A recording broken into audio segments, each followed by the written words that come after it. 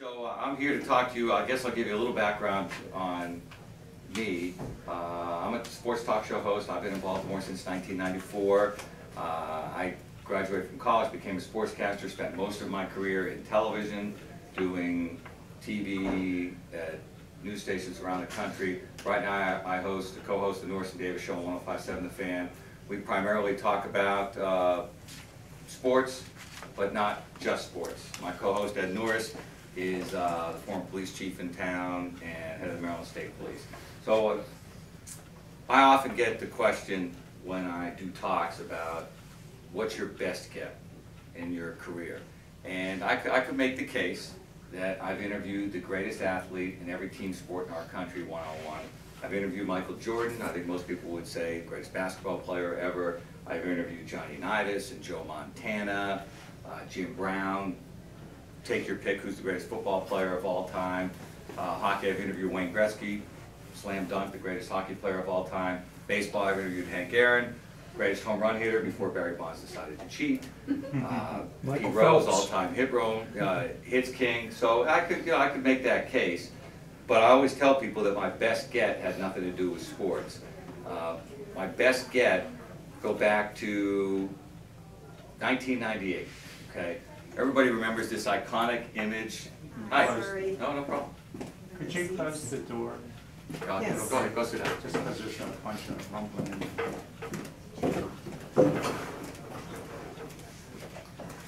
So everybody remembers this iconic image in 1998 of Bill Clinton leaving the White House, walking to the helicopter. There's Hillary, there's Chelsea, there's Bill, and there's the dog, right? It was just at the start of the Monica Lewinsky scandal. Fast forward, January 1999, okay? I'm working for Fox 45 at the time and also doing national sports for Fox Sports, and they dispatched me to the White House. Keith Olbermann used to call me our White House correspondent because I covered, you know how at the White House they do all the ceremonies when the team wins a championship. You go and get the photo opportunity with the president. So I was the guy that they would always send when a team won the championship. The Yankees, the Spurs, whoever, they would send me to go to the White House and interview the players about meeting the president. So January 1999, my assignment is to go, the Red Wings have just won the Stanley Cup, and my assignment is to go interview and cover the Red Wings meeting the president. I go there January of 1999, and my assignment is to interview the Red Wings. My goal that day is to interview the president. Right? That's what I had in my mind. I'm going to get an interview with Clinton. I get to the White House. Now, when you go cover something at the White House, you have to get there early, many hours. And this is prior to 9/11, but many hours in advance, 4 hours before the event is going to happen. So I get there. What do? Whatever your business is, when you're trying to reach a decision maker, a CEO, a president, the head of sales, whatever the case may be, you have to go through the gatekeeper, right? Who's the gatekeeper? How do you get access to the person that you want to get access to? So the gatekeeper for me that day was a guy by the name of Mark Neshes. Mark Neshes is the White House press secretary for TV media. I find Mark Neshes, introduced myself, and I said, hey, I'd like to get, while I'm here, I'd like to get an interview with the president. He looks at me, literally laughs, anyone been laughed at before, and walks away. Okay. Figure out how am I going to present this to him? And I track him down again. I said, Mark, I wasn't kidding. I'm serious. I'd like to get just a couple minutes with the president. And he says, do you have any idea what's going on here? Do you understand we're in the middle of the you-know-what scandal? They did not want to say Lewinsky. The president's not doing any one-on-ones. Enjoy your time with the Red Wings. I'm sure you'll have a great day, and have fun. We'll talk to you later. Now, I wasn't going to quit because anyone know what the number of times it is that when you finally take no for an answer? What's the number? Anyone have the number? 7. Never take no. Winston Churchill, 1941. Never. Say never. Okay? I find him again, and I tell him, I said, I'm serious, and let me explain to you why. Now, I put myself in the gatekeeper's shoes. Because remember, the gatekeeper, whoever that is, they're not trying to do what's good for you. They're trying to do what's good for them or the person that they are protecting or giving access to or whatever. I said, let me tell you why you should have the president do an interview with me. I'm with Fox Sports. We have the Super Bowl coming up next weekend. He'll get national coverage talking about sports, right? I'm not going to ask him anything about the Lewinsky scandal. That's not what I'm here for. everybody around the country, if not the world, is going to see him now as a regular guy. This is a wonderful opportunity for 2 or 3 minutes to be a healthy distraction from the Lewinsky scandal. Now, I could see him just a little flicker there. He said, now this is not going to happen, but I'll run it up the flagpole.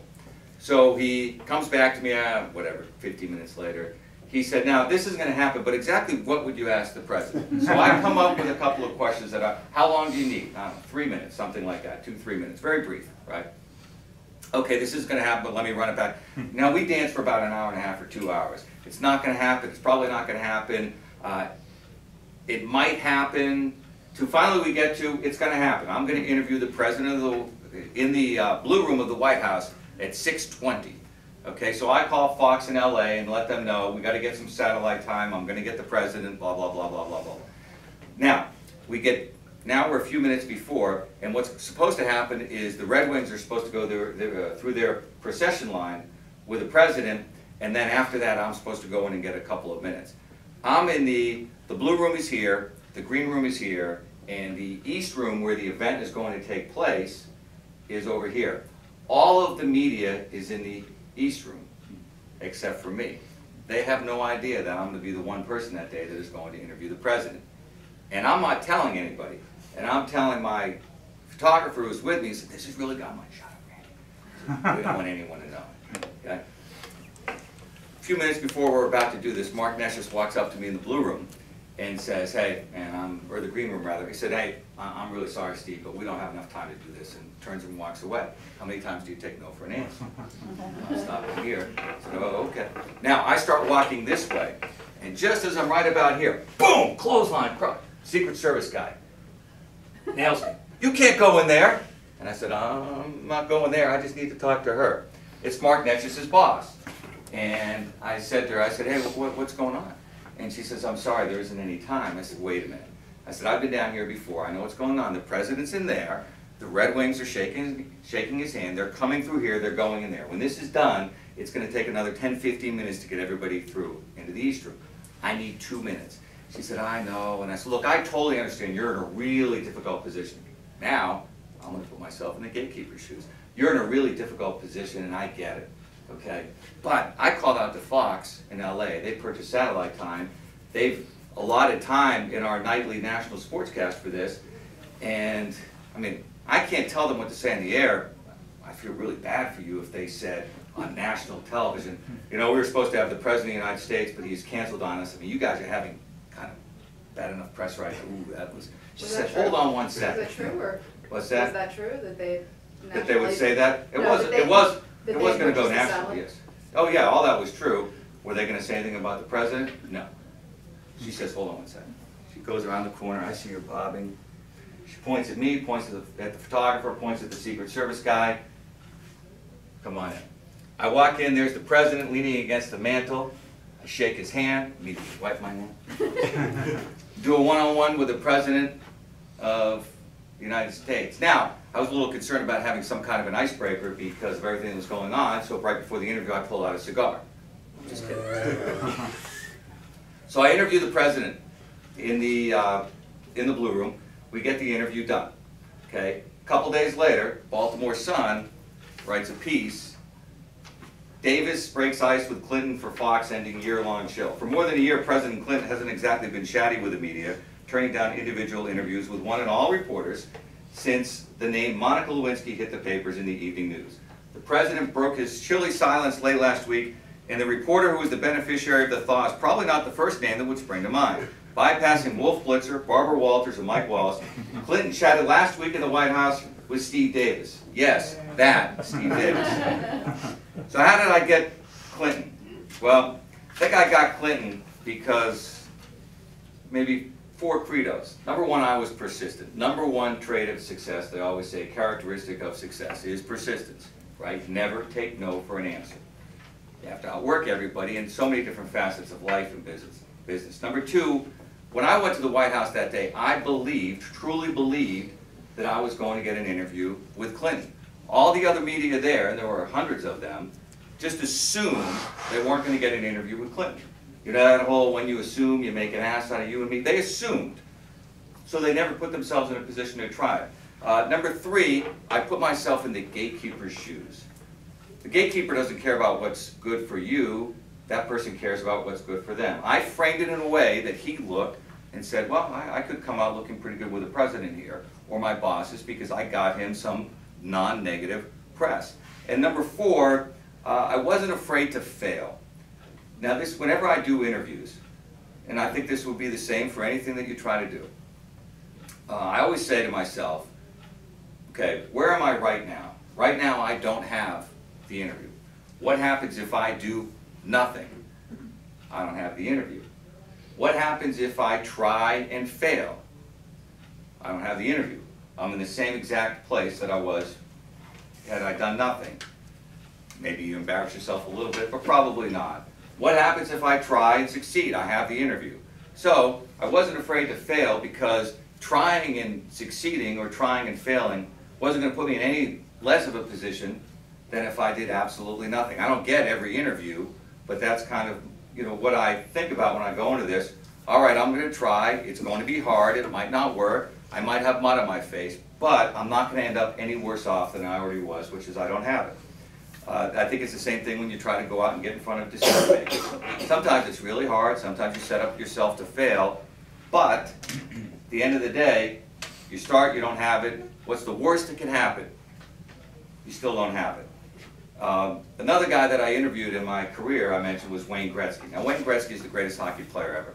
And I asked Gretzky when I was interviewing him, his nickname was the Great One.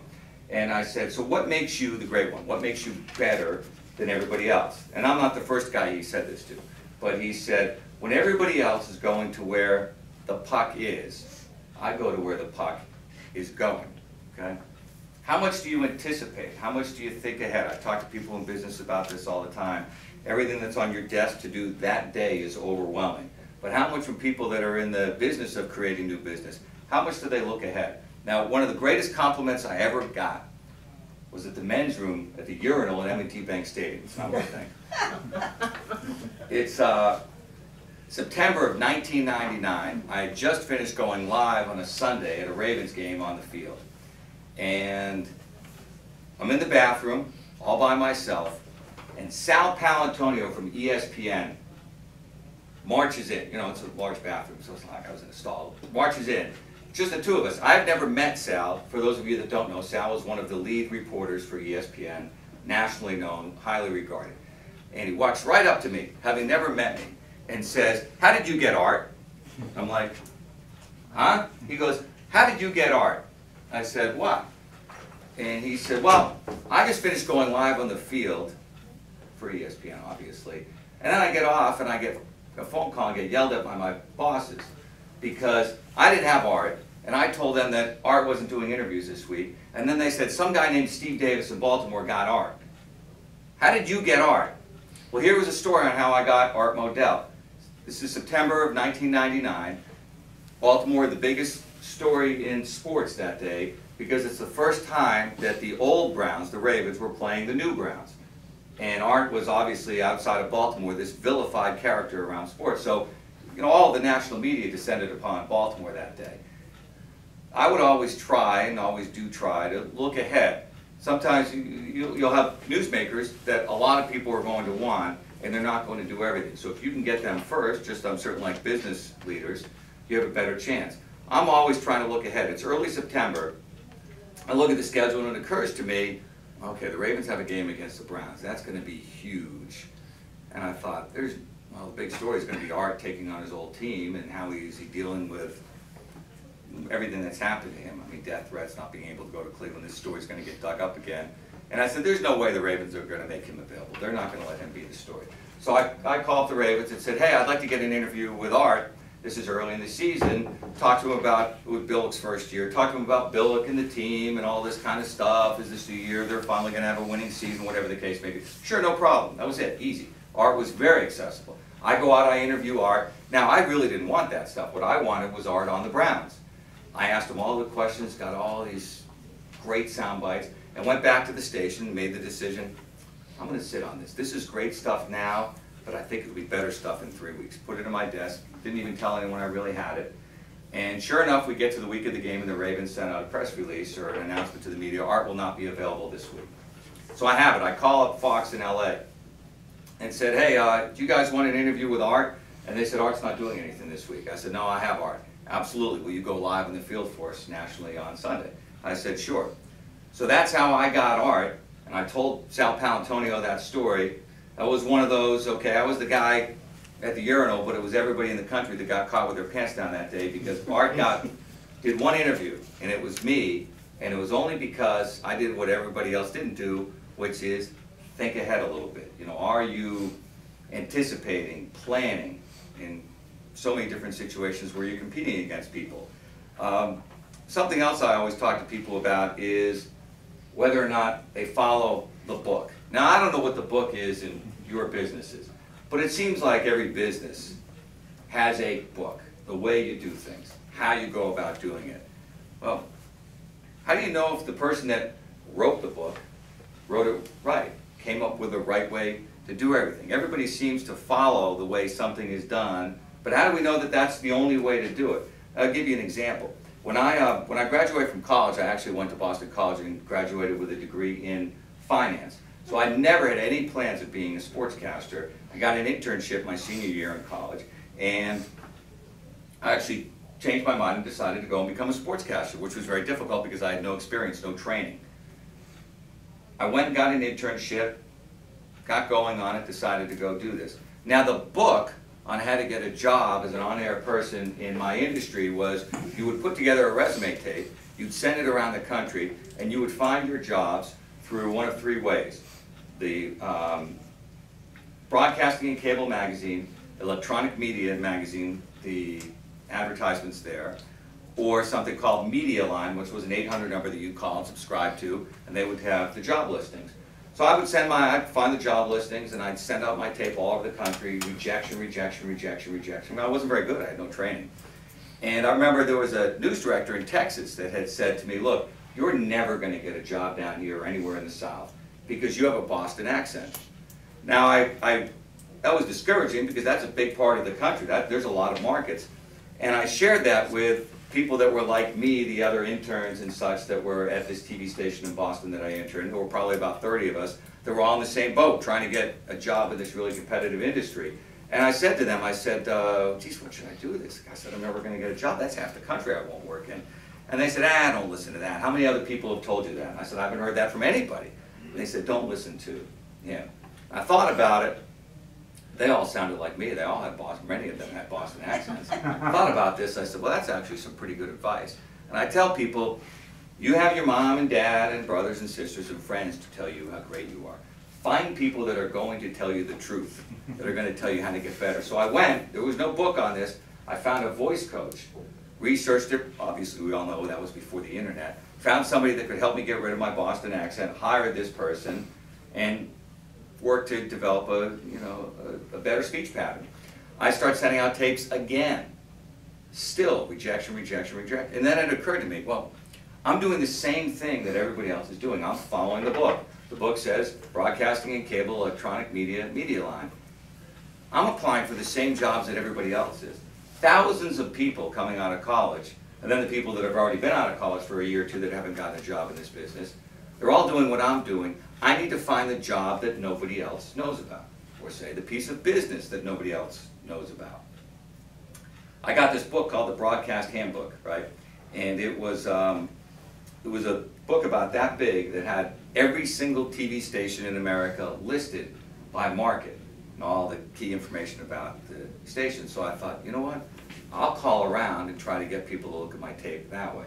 So I started calling around. Very early in the process, I'd call a station and then the news director wouldn't be available. So very early in the process, I realized, I sat down to my second day, and I realized, I think I called that place already, but I don't really remember. So I got notebooks and started, it's almost like cold calling. I developed a system for taking notes on every single conversation I had so I could see if there were patterns to when was the right time to call, when I get access to the decision maker, because believe me, I was running into a lot of obstacles, people that didn't want to be disturbed or bothered or anything like that.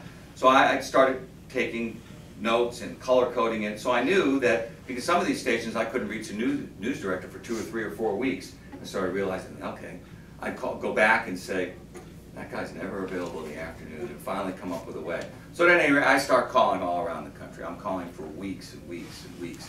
Rejection, rejection, rejection. I remember it was a Wednesday in March of 1989. I'm thoroughly discouraged. I've been calling all day. I have like the ear print, or the print of the phone in my ear. I get up and I walk out of the office, and I say, I stop and I tell myself, wait a minute, the call that you don't make is the job you're not going to get back. Okay? So I go back in there, it's 5 o'clock, get back in there. Now I'm in the W's. I started in the A's, Alaska, Alabama, Arkansas, California, Colorado. I'm in the W's now. I'm in West Virginia. I look at the book, I'm like, oh my God, I got Wisconsin, Wyoming. If I don't get a job, I'm going to be laying floors for a living. My dad's going to be pissed. So I call West Virginia. It's 5 o'clock on a Wednesday, and I look, WOAY, I have a little note there. I kept calling during the day and getting someone named Kitty. And Kitty did not want to be bothered. And I remember saying to Kitty one time, I said, geez, Kitty, you're there all the time, huh? She goes, oh, yeah, I work hard. When'd you get out of there? I get out 5:30. And I wrote myself a note, call at 5:45. Okay? I call at 5:45. I get Mike Jackson, the news director at WOAY. And I said, hi, Mr. Jackson, my name is Steve Davis. I'm calling for Boston. I'm just wondering if you have any jobs in your sports department. He says, as a matter of fact, I have two. Both my guys, my main sports guy and my weekend guy, gave notice on Monday. Now, you have to understand, I had made hundreds and hundreds of calls and had no luck. I type up a letter, go down, FedEx it to him on Wednesday, he gets it on Thursday, calls me on Friday, I fly down to Oak Hill, West Virginia at my own expense on Monday, $630. He offers me a job on Tuesday. Now, I would tell that story and people would say, wow, you got really lucky. I said, no, no. I said, I'd have got lucky if Mike Jackson worked in the A's, Alaska, Alabama. I got to the W's before I called him. It's the whole luck is when preparation meets opportunity. I guarantee you there's a lot of people that stopped and would have stopped before they got that far. It was, you know, weeks of rejection. Everybody experiences that, right? A lot of rejection, a lot of no's. But my point is that the book was to do it a certain way, and I figured out, wait, the person that wrote this book, because this is what everybody was telling me, they're wrong. I found the job that no one else knew about. And that's how had I called a week earlier, he would have had those openings. Had I called a week later, they would have been filled. Literally, he had it. I called on a Wednesday, I filled one of the jobs by the following Tuesday. He was never going to advertise. He didn't need to. There's enough people that wanted jobs without the advertising. So that is luck. Yeah, but you The create your own timing. luck. Right. The luck, well, look at how many phone calls I had to make before I got that. So I get to West Virginia. Now, West Virginia is a really small market. Anybody that listens to this market is, tell people, it's, if you've ever seen Deliverance, it exists. It's Oak Hill, West Virginia. Okay? And anybody that listens to the show, we've talked about in the show, and then I'll get a fair amount of people that are angry. You can't say that about West Virginia. But it's true. I get to West Virginia, my dad drives down with me, and we go around town and buy a bed and some stuff, and it was this coal miner country. And my dad says to me, you know, here I am, 23 years old, and I'm starting my life, third of his 5 kids, and he says, son, I love you, I'm proud of you, and if you want to make it till June, don't tell anybody in this town you're Jewish. I get started in my career, and after about 9 months, now when I went to West Virginia, I decided that I wasn't going to buy any furniture because I didn't want it to feel like it was home. I was there to get better and get out. One of the things, and everybody that worked at the TV station was pretty much just like me. They were all imports, transplants. And I looked, and everybody that was on the Monday through Friday schedule like me, on Saturday and Sunday they took off. And I said, okay, all these people are like me. They want to move to a bigger market. So what can I do to give myself an edge? So I made sure that when they were out on Saturday and Sunday, I worked every Saturday or Sunday. I figured if they're working 5 days a week, I'll work 6 days a week. I'll do something more, something extra. I refused to buy any furniture because I didn't want it to feel like home. I bought a bed, a TV, took the cart and made it my TV stand, and bought not a couch. I was making $16,500. I bought a chaise lounge. Remember those chaise lounges, the 3-piece, like this, and this, and you sit. And I'd sit there in front of my TV. About 9 months in, the chaise lounge had had enough of Steve Davis sitting on it every night. The thing collapses, my butt breaks through, the whole thing closes on me. I had a big decision to make. Do I invest $16.99, not $1,699 in a new couch, $16.99 in a new couch? I said, no, it's time to go. Right? You gotta understand, when I was in Oak Hill, West Virginia, the best thing about Oak Hill, West Virginia was that we got a Subway, and people said the traffic was that bad. I said, no, no, no. We got a Subway restaurant that moved into the local excellence station. It was the best restaurant in town, okay? That was Oak Hill. So but remember, I had a system now to go get a job. I knew not to just depend upon the advertisements. So I started putting my system in place, started calling around the country. Now, one of the things I had a rule for myself was, well, do I wait for jobs to find, or do I try to get more people looking at my tapes? So what I would do is I would make sure that with all the calls I made every day, I got 3 people that would be willing to look at a tape of mine. Not that had a job opening, but that would be willing to look at a tape. Because my feeling was I would improve my chances if I could just get on people's radar, even if they didn't have any kind of a job opening. So no matter what happened, I would make enough phone calls to get at least 3 people if they didn't have an opening to say, okay, yeah, I'm willing to look at a tape of yours. Could you give me a critique? Something. That was my rule, because I knew that everybody else that was like me, they were just sending tapes to people that had job openings. So I felt like, let me send my tape to somebody that will at least look at it. I'm sending my tapes all over the country, nothing. Well, one of the issues I had is I had this great system before, because I was looking at the entire country. There were 240 TV markets.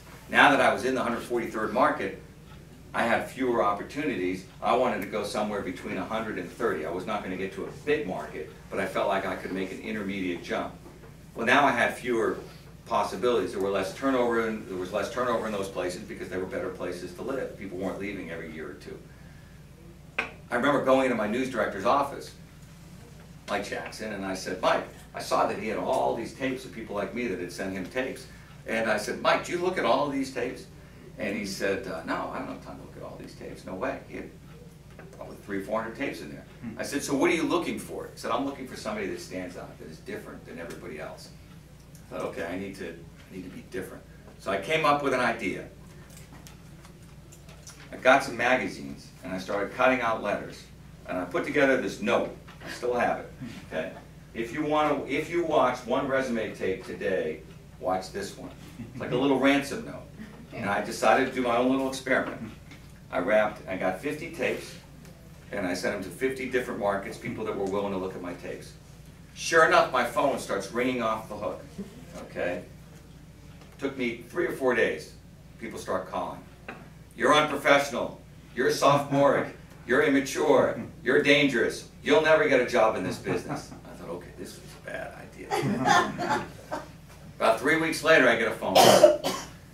A guy named Bob Rogers from KENS TV in San Antonio calls me. What state is San Antonio?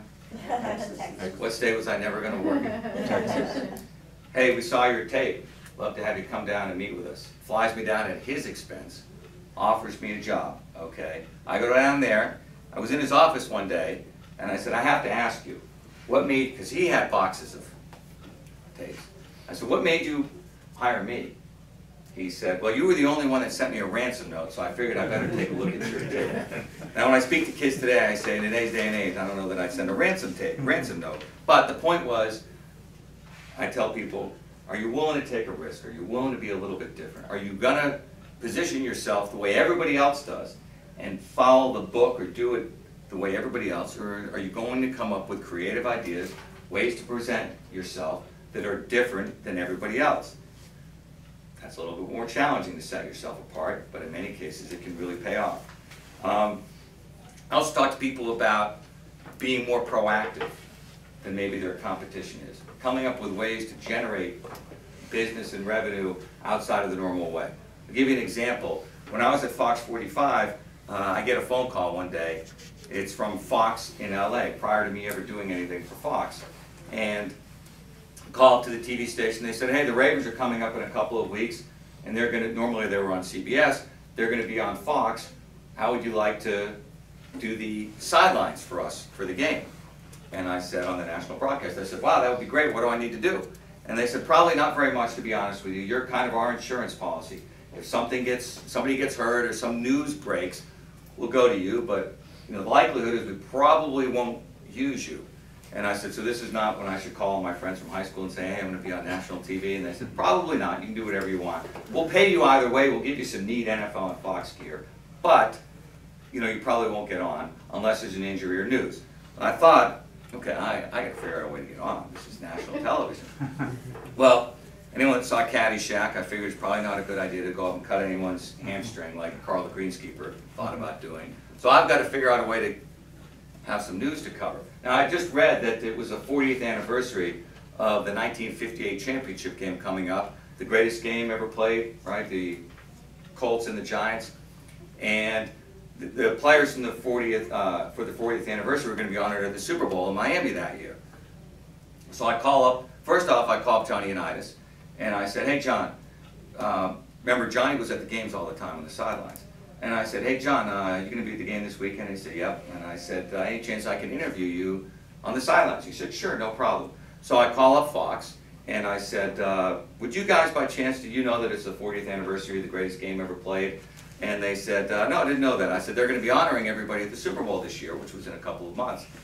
And I said, if I could get an interview with Johnny Unitas, would you be interested? They said, absolutely, that would be great.